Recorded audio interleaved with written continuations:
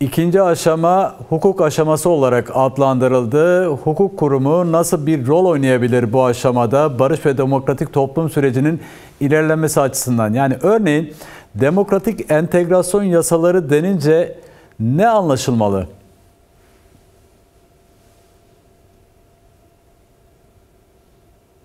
Bağlantımız koptu ama.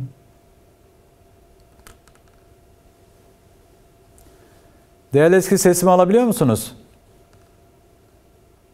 Şu anda alabiliyorum. Buyurun. Sorunun yarısını alamadım ama. Sorumu tekrar edeyim. Yani hukuk kurumu nasıl evet, bir rol oynayabilir bu ikinci aşamada barış ve demokratik toplum sürecinin ilerlemesi açısından nasıl bir rol oynayabilir?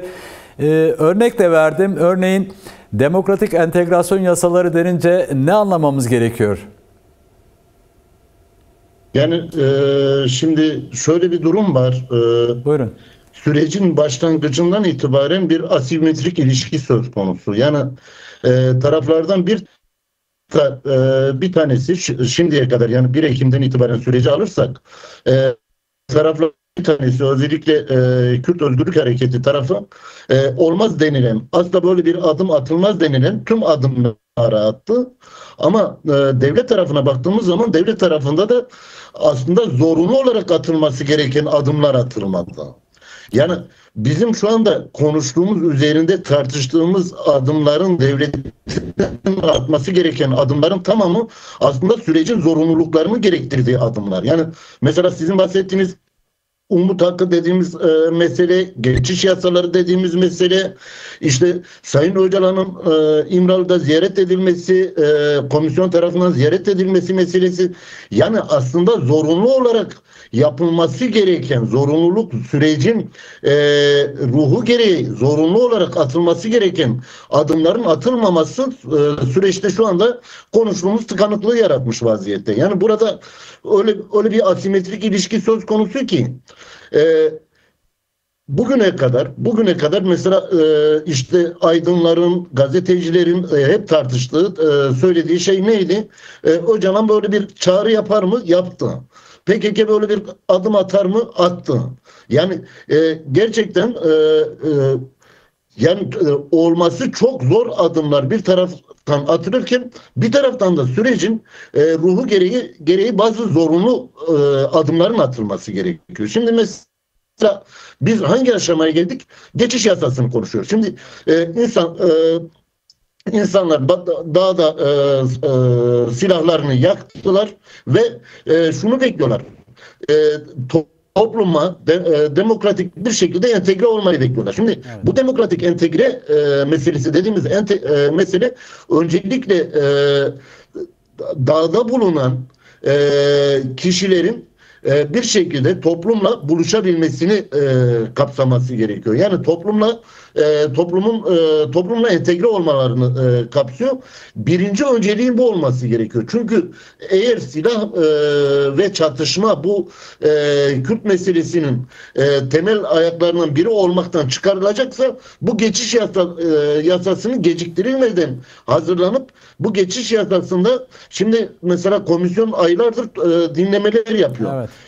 Ama aynı zamanda şimdi esasen bir Sayın Öcalan'ın da dediği demokratik müzakere aşamasının başlaması gerekiyor. Şimdi bu kadar dinlemeyle zaman kaybedildikten sonra bir de müzakerelerin yürütülmesi gerekiyor. Yani bu büyük ihtimalle iktidar partilerinin kendi hazırladıkları, aynı zamanda DEM Parti Hukuk Komisyonu'nda hazırladığı yasa taslaklar var. İşte bizim ÖHD olarak komisyona sunmuş olduğumuz önerilerimiz vardı. İHA'denin sunmuş olduğu öneriler vardı. Bütün bu önerilerin bir arada harmanlanıp bu geçiş yasasının çok hızlı bir şekilde çıkarılması gerekiyor. Yani bahsettiğimiz şeyler esasen devletin sürecin ruhu gereği atması gereken zorunlu adımlar ve Evet. bu zorunlu adımlarla gelip tıkanması da gerçekten özellikle sürecin toplum tarafında, hem Kürt tarafında hem Türk tarafında sürece olan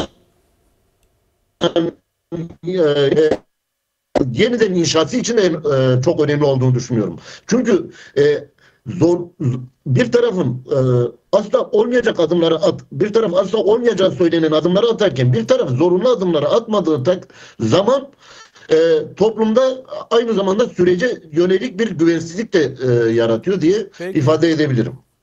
Peki değerli Eski, şimdi atması gereken zorunlu adımların başında da Önder Apo'nun şu anki durumu, İmralı'daki durumu. Önder Apo'nun sürecin aktif aktörü rolünü oynayabilmesi için umut hakkının işletilmesi gerekiyor. Devletin yerine getirmesi gereken bir yükümlülük aynı zamanda. Bu hakkın uygulanabilmesi için neler yapılabilir?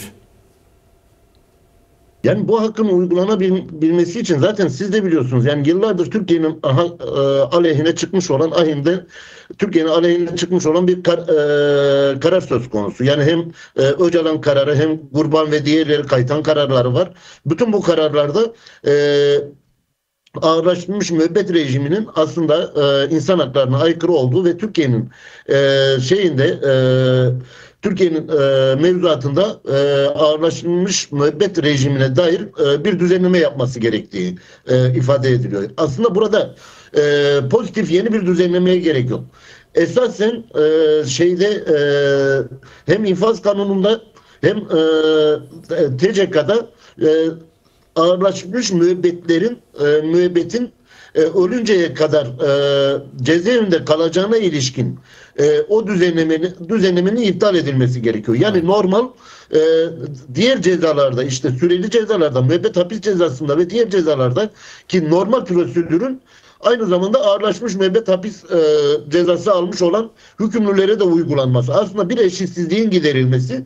Yani bu eşitsizliğin giderilmesi de dediğim gibi mevzuattaki birkaç maddenin esasen ortadan kaldırılmasıyla sağlanabilecek bir şeydir. Yani pozitif olarak şöyle bir düzenlemeye gerek yoktur. Yani umut hakkı dediğimiz hak da şöyle bir şey değil yani. Cezaevinde bulunan herkesin umut hakkı vardır diye yeni bir yasa yapmanıza gerek yok. Evet. Umut hakkı kendisi, zaten bir ilke. Bu ilkenin uygulanabilmesi için Türkiye yasalarında yer alan istisnaların ortadan kaldırılması gerekiyor. Aslında bu kadar basit ve çok bir iki değişiklikle sağlanabilecek bir haktır diye ifade edebilirim yani.